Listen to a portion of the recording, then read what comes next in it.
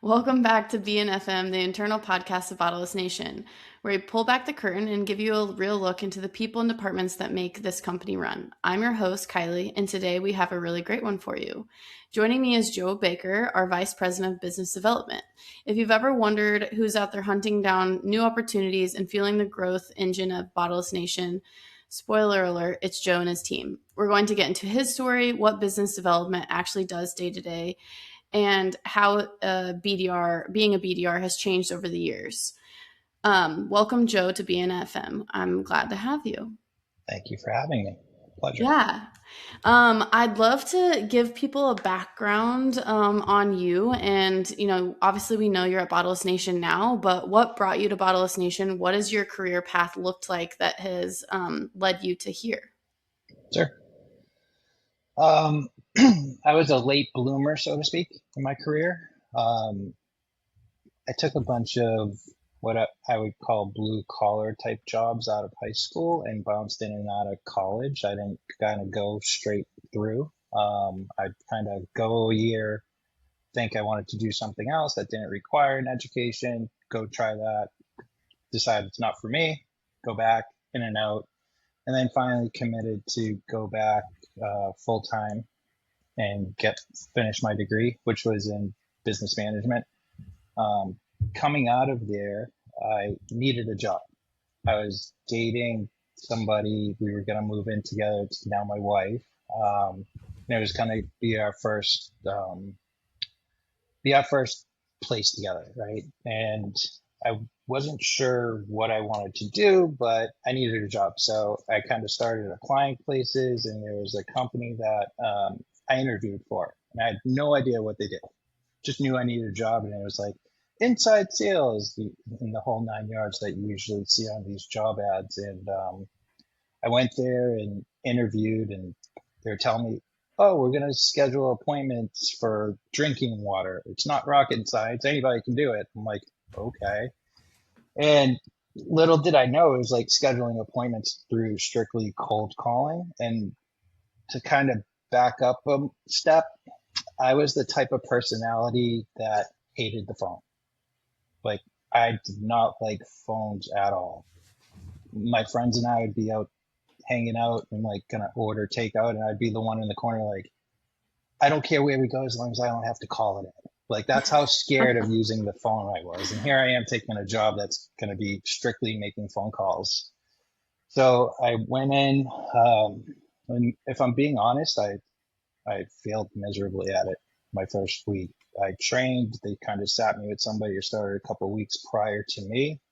And that's who I just shadowed for about 3 days. And then they threw me in. And I didn't know what I was doing. I kind of figured it out over the next week, because when I started trying it, I couldn't schedule an appointment to save my life. And I didn't know what I was doing. I fit like self-doubt crept in. I remember going home, talking to my wife, right, and saying, I don't think I can do this. Like, I'm going to quit on Monday. And she supports me on all the things I try to do. So she's telling me why it's okay, and, what to try to think about for the next one. And, as I was kind of sitting there over the weekend by myself thinking and reflecting, I was like, I really didn't give it 100%. So I kind of went in Monday fully committing, and I started listening to all the people around me. Long story short, by the end of the week, I was outperforming everybody else at the company. So that worked out pretty well for me. A quick learner, it sounds like. Yeah, and sometimes you just got to think outside the box, and it works to your advantage. And sometimes Yeah. you do, and you fail miserably, but you keep trying. So And so this was what, because you aren't, a lot of the people I've talked to so far, not everyone is at the headquarters in Indianapolis, but you are not in Indianapolis. So yeah, were you still on the East Coast at this time too? correct. Always. That's Okay. actually how I met originally Austin, and then Rick about a year or so later. They used to be one of our clients that we were kind of doing this lead generation for. And by that time I was managing, so I was kind of dealing with the clients directly rather than being on the phones at that point. So I think I met Austin kind of towards the tail end of his time with that company, and then Rick when he first joined using that service. Hmm. So long story short, I ended up leaving that company in February of 2020, and I wasn't sure what I was going to do. And lo and behold, I kind of sent out my thank yous and notices that I was kind of putting in my notice and moving on to all our clients. Rick was one of them. And then after I sent Rick a kind of a personal thank you for, working with us. And he started telling me about how he was starting to explore the option of building a business development branch internally rather than using it as an outsourced resource.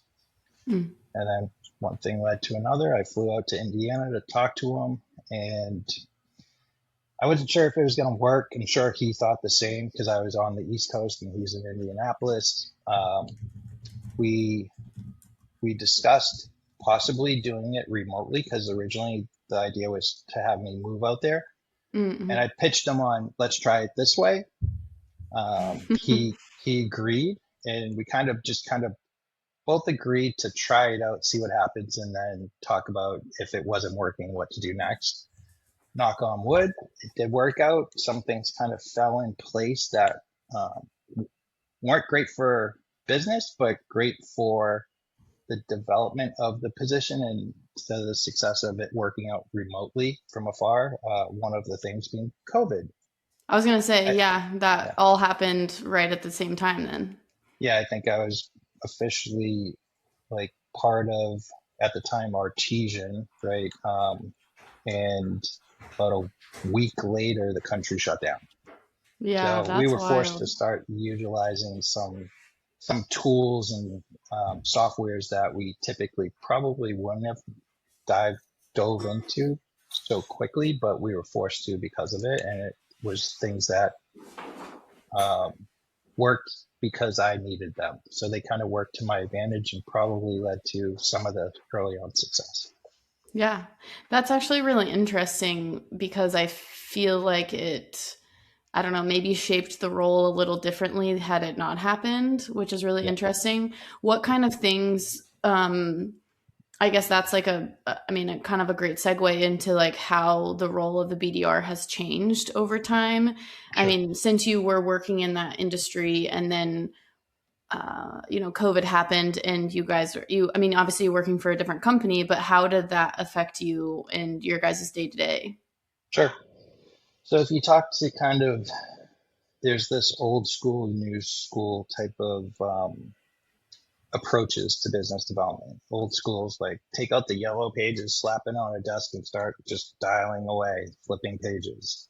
And then the new school is utilizing some of these resources and tools like what we're doing today at Bottleless Nation with SEM, SEO, social media, even right that Eric's doing, email campaigns, et cetera, and trying to generate leads through other avenues rather than just picking up the phone and dialing. We're still Hmm. always going to need to do that, but these other resources certainly make the job a little more easy over time. Hmm. When I first started, it was kind of a mix. Technology started taking effect a little bit. So I remember the CRM we were on was called Goldmine, and it was basically you purchased a list, and it was like a CSV Excel file. You upload it in a system, it just shows you like the company name and a phone number and an address, and you'd have to kind of manually push everything in. It wasn't automated by any means. Obviously, that's evolved through improved and evolved over time to things like we're utilizing today with the business development team. Excuse me, is Sales Genie, where it's kind of a digital version Okay. of that kind of list, but where you can kind of do more with it. You can schedule callbacks, have a calendar, you can enter notes, update records, where before you're kind of just doing it all in a notebook. So Um, it kind of like it like organizes the journey with the client more. correct, correct. Okay. At least for the prior to the meeting being scheduled piece of it. Okay. And that's all another, I guess, evolution in the position is when I first started out, everything was company based. Everything you used was company based. Yeah, you get a list and it was a bunch of companies and like the owner who was never the decision maker, right? Like CEOs. We're not Hmm. talking to those people when we're scheduling meetings typically. Um, Over time, that's evolved to things that are more contact based. So a lot of that is like email campaigns with which we use Zoom Info, which the business development team uses that hand in hand with Sales Genie. They use Sales Genie as a company based piece of technology where they get a list of companies, and then they can use Zoom Info, which is kind of the same thing, but instead of showing you all the company information, it shows you contacts that they've collected within those companies with their direct dials and cell phone numbers and everything, the whole 9 yards. Hmm. So you kind of use them hand in hand and then use them for email campaigns, right? So if you had the old school approach of just everything company based, you wouldn't be able to do these email campaigns. You wouldn't be able to do these targeted ads that you guys are building. So it's kind of evolved not just from the technology in general, but within the technology kind of shifting from company to contact. Yeah. And when you guys like when COVID happened, I guess how did that affect maybe not just like your guys' sales tactics necessarily, but were there certain industries where you're like, okay, this company's like still happening, so we're going to go Yes. after these industries Yeah. versus this one's closed or something? Like, was it Yeah. more that? Yeah. Yeah. So when the country first shut down, obviously we were fortunate as a business to be considered essential. So we got continued to operate as normal, but not everybody was so fortunate, right? And then Hmm. even And you're companies already that, working from home, so yeah. yeah, but even companies that were considered essential had cutbacks, and we grew as a company. I think we opened like 4 locations or something like that during that time, where most places were, you know, letting staff go in large Hmm. numbers, and um, we started taking an approach of, okay, who else is an essential business? Let's start there and then expand upon that. I think, not to be morbid, but one of the team members at that time was like calling on funeral homes. And that's Mm. just what she called every day because she knew those places were open. Like Yeah. you kind of just make the most of what you got and try to expand on it and share information. The business development team can be pretty competitive by nature. So they Hmm. all want to be the top performer, but during that time, everybody had to kind of come together more like a unit and team and kind of share their successes more detailed than what they typically might. So what does the daily tasks and like day to day look like if someone were a BDR? It's all about activity with outbound dialing. Hmm. Um, we have team members that are making about 135 to 150 calls every day. No. Um, Day after day after day, it can be pretty redundant, and we need to figure out ways to make it feel less redundant for those team members because everybody in this position, from my experience, hits what I call their sophomore slump, where somebody might come on board and be knocking it out of the park with their production, just crushing it day one and on, and then eventually they hit a wall and they feel like they can't do anything right. They forgot everything they've been taught. They start questioning, can they even do it anymore? And some people, I've seen many people actually fall off from that. They just can't crawl their way back out of it. And they throw in the towel. And for those who don't and keep pushing forward and go back to basics and kind of review, am I doing anything different? Usually they're not. It's just, their activity of dials went from, 130 to, you look at it and it's like 60. There's a clear sign indication, right? Yeah. Their pitch, they start questioning if their pitch has changed. And typically it doesn't. Most people say the same thing in different variations in this position, but um, when like a light switch, just from hitting that wall, same thing. The light turns back on. no rhyme Yeah. or reason. Sometimes it's just me changing their assignment where they're calling, and it's like a breath of fresh air, and all of a sudden they're back to like how they were when they first started. But it's trying to continue to position people to succeed long term with changing up their assignments, giving them more room to run with, expanding on their assignments where they might Hmm. start confined and small, where usually we try to start people where they're stationed. So if somebody's in Oklahoma City, we're going to start them calling in Oklahoma. Then as they're proving that they can continue with their production and maintain it, and overproduce, we'll start expanding them out. They might go into Texas or to Colorado and continue on. Hmm. If people are starting to struggle, we'll bring them back in. And then just, meeting as a team to discuss, what's working, what's not, what are people running into. They can be pretty vocal with, the redundancy part of the position. So sometimes we use that time just to let them vent and Yeah.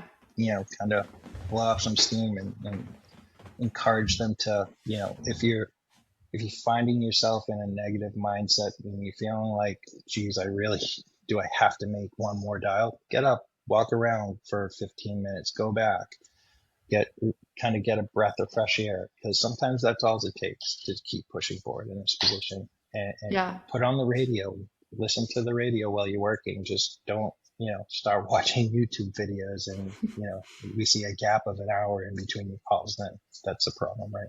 Yeah. What do you think? I mean, we see, the high, like, I don't know. I don't know if I'd call it earners, but like with the people who are, successful in their role, what would you say is like a couple of the like the top reasons for that? Like, do you think that it is just, you know, more dials, more opportunities, or what do you think that that looks like? It's it's interesting because historically our top performers, we see this kind of trajectory where they come in, they're starting to produce, they're starting to have success, and their dials are out of this world, right? And then you see this kind of plateau. Usually our top of our top, they have, 100, 150 units get sold from their meetings in year one. And it's usually from just building up their pipeline, getting their names of decision makers that they haven't been able to get in touch with, that they're just going to keep continuing to chase. And that kind of list grows and grows, because that's where the majority of our appointments come from, is just continuing to make touches to those contacts. So it's not And just a one and done. It's like yeah, they're yeah, trying and yeah. trying. Okay. Yeah, most people coming into the position, I think they undersell what it actually takes to succeed, because they think, oh, it's drinking water. I'm just going to make a call. Everybody uses it. Everybody's going to want to meet with us. It's only a 15-minute meeting that we're, pitching them on. Well, it's not. It's really hard. And I Yeah. think it a lot of people get knocked on their ass pretty quickly from that realization that it's a lot tougher than it appears from afar. Especially Um, because I think I don't know, I feel like people get so many calls, texts, like we're always being sold something, and so it's kind of inundated a little bit. I mean, I know, we own like a small boutique studio, like fitness studio, yep, and I mean, he's getting calls constantly like buy yep, this, yeah, sell, all yep. that stuff. And kind of I feel like as a business owner, like once you're sold into something, it's hard to switch, Yes. Yep. like there um I might have to cut this out later, but there's a business that I won't name by name, but uh we were in a contract with them and it was impossible to get out of. Even if we Yeah. wanted to switch and be like, hey, we want to go with this, like it's Yeah. impossible to get out of sometimes. So there's also these other factors that even if someone maybe wanted to, they Yes. couldn't. But I think overall, like we are inundated with, a text of buying this and a call of buying this and an Yep. email. So I'm sure it's hard to break through that Yeah. noise. Yeah. Yeah. You have to, what separates us from them, right? And that's one of the training materials that we have for all new business development reps to practice and learn from is, if they say they're using a 5-gallon bottled water cooler, what separates us from that? If they're using case water, what separates us from somebody using case water?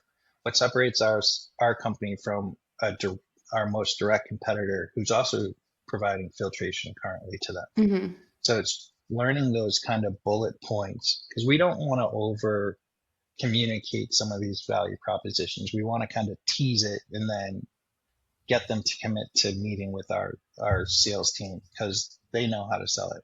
Well, our job Yeah. is to get their foot in the door, qualify it, and make sure that it's scheduled with the correct person who is capable of making a decision.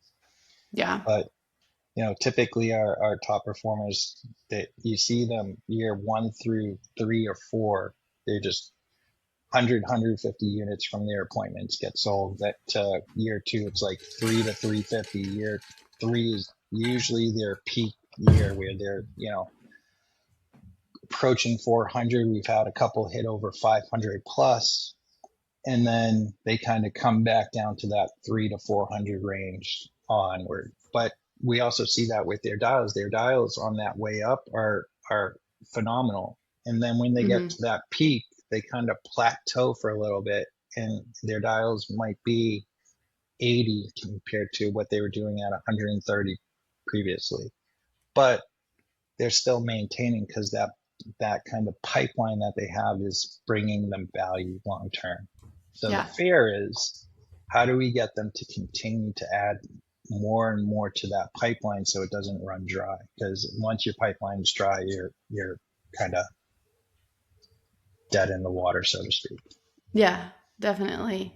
And one of the things you mentioned earlier was kind of like the old school versus the new school approach. I guess, is there anything else, especially amongst AI becoming popular and, all these different things that, I'm not that old, but through my experience in the past, I don't know, almost 13, 14 years, like marketing has changed drastically in like how you market, where you're marketing, the idea of like what social media started as and what it is now. So I can't even imagine, in the BDR world and in the sales world, how much that's changed too. So I guess what other things have changed, amidst some of those like technological like advances and things.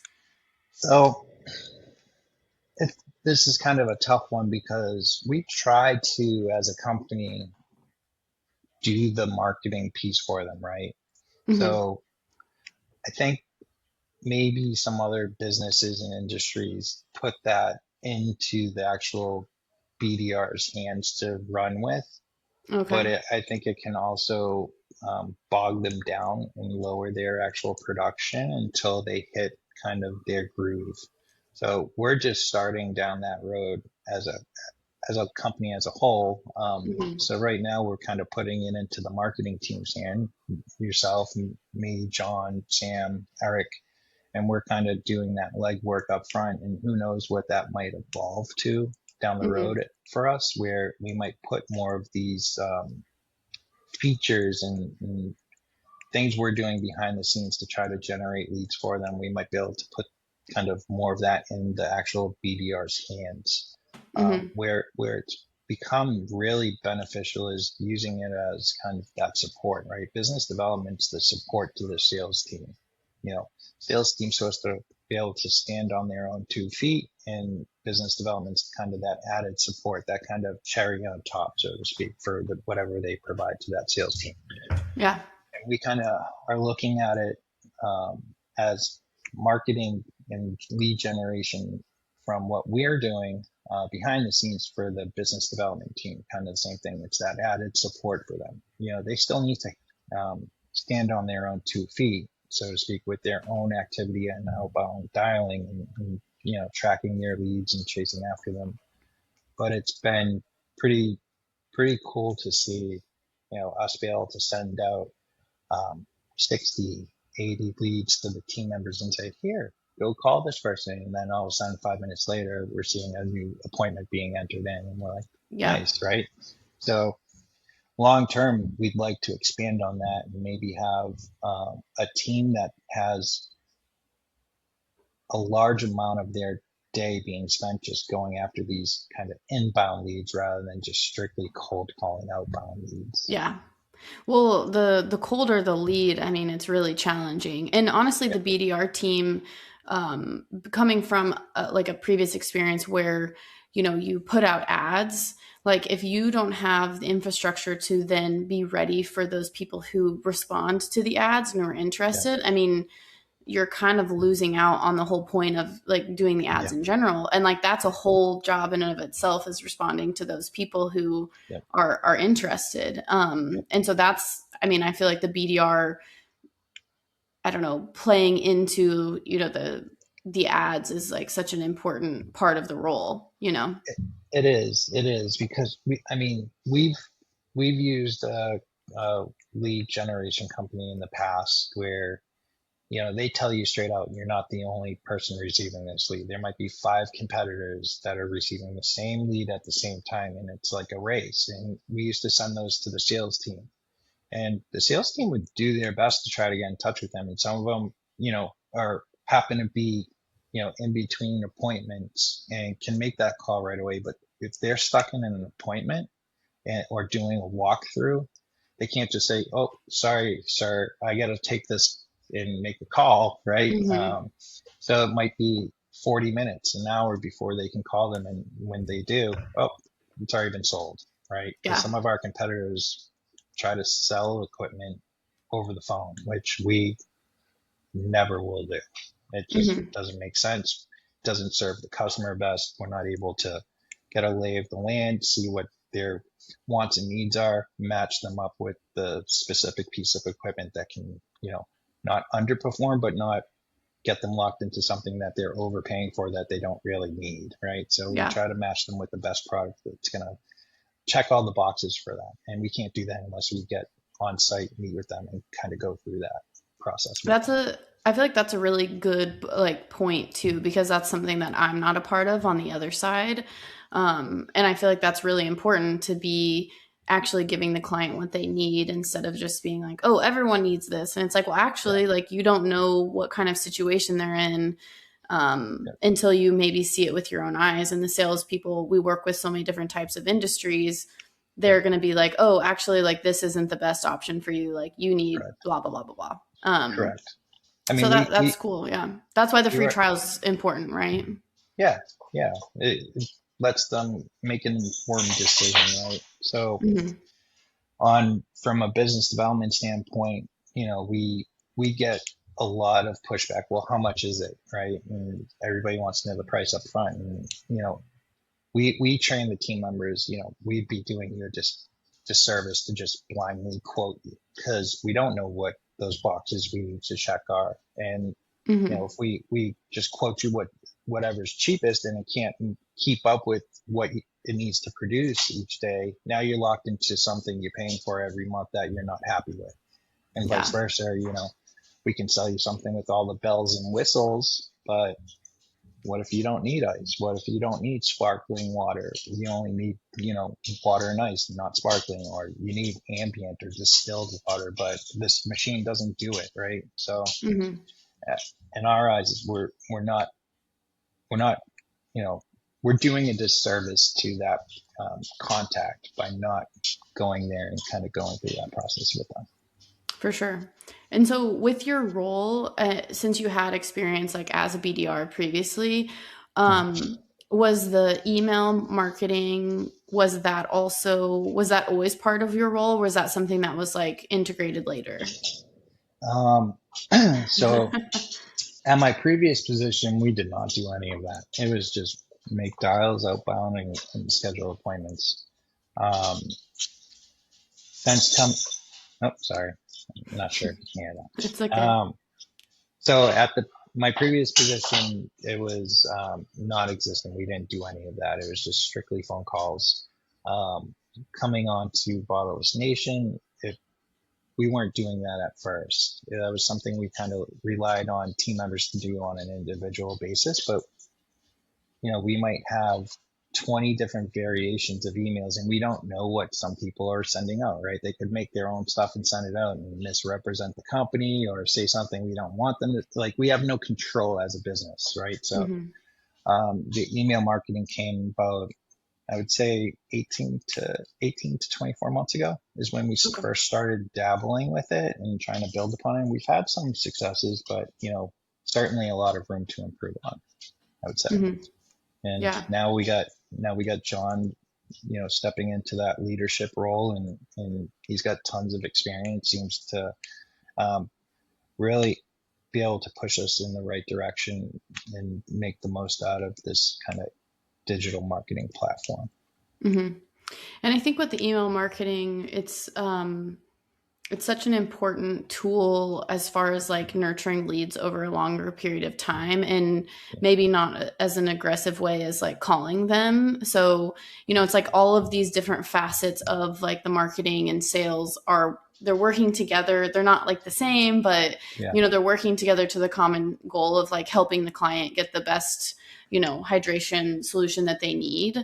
And I think, like that's what's interesting about the marketing and sales is that there really is kind of some overlap in like how we work together.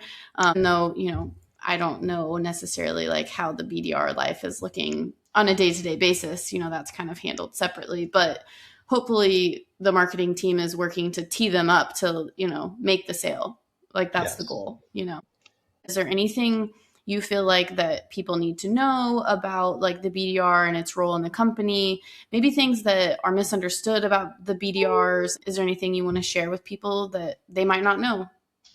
Um, so from a business development representative's perspective, the job we kind of talked about can be redundant at times, right? It's a lot of rejection. When they get a success, being able to cheer them on that, right? They might have made 103 phone calls that day just to get one person to commit to meeting with us. Yeah. So when they do have that meeting, and if you're in the outside sales team and you're attending that meeting, providing that communication and feedback on how the meeting went, it serves two purposes. One, it shows them that you, you went to the meeting, you providing the feedback, you building that kind of team and rapport with them, because there's nothing more frustrating from a business development representative perspective than not knowing, right? I set 15 meetings for this person and I don't even know what happened with a single one of them. Like they could all Mm, be dead in the water and they could all be, still in process. So yeah. that communication back and forth goes a very long way. It gets them, the business development representative, more invested into what they're doing. It gives them a sense of accomplishment when they get good, bad, or indifferent. At least they know, right? They're not just kind of in the dark wondering what if. Mm-hmm. But then on the flip side, from a business development um, kind of what they can probably do better as a whole is be a little more patient, understanding, we're all in the same team. We all have the same goal. A sales team member is not going to go to a meeting and just like try not to sell it, right? That wouldn't make sense. Mm-hmm. So like, I think sometimes because I've done this myself, setting appointments where I'm like hanging up the phone. I'm like, that's an amazing appointment. Like they're going to go in there and they could just hand them a contract and get it signed. Like that's how much I teed them up. And then like you find out it didn't work out. And there are a million reasons why it couldn't work out. It could be something where, maybe we dropped the ball. I hope not, right? Or it could be something way outside of our control. Like they're stuck in a contract and we just can't do anything about it, right? Yeah. So just understanding we're all on the same team. Communication is key, and being a little patient. Let Yeah. them let them do their job so they can give you that feedback once they know and have a better understanding of it.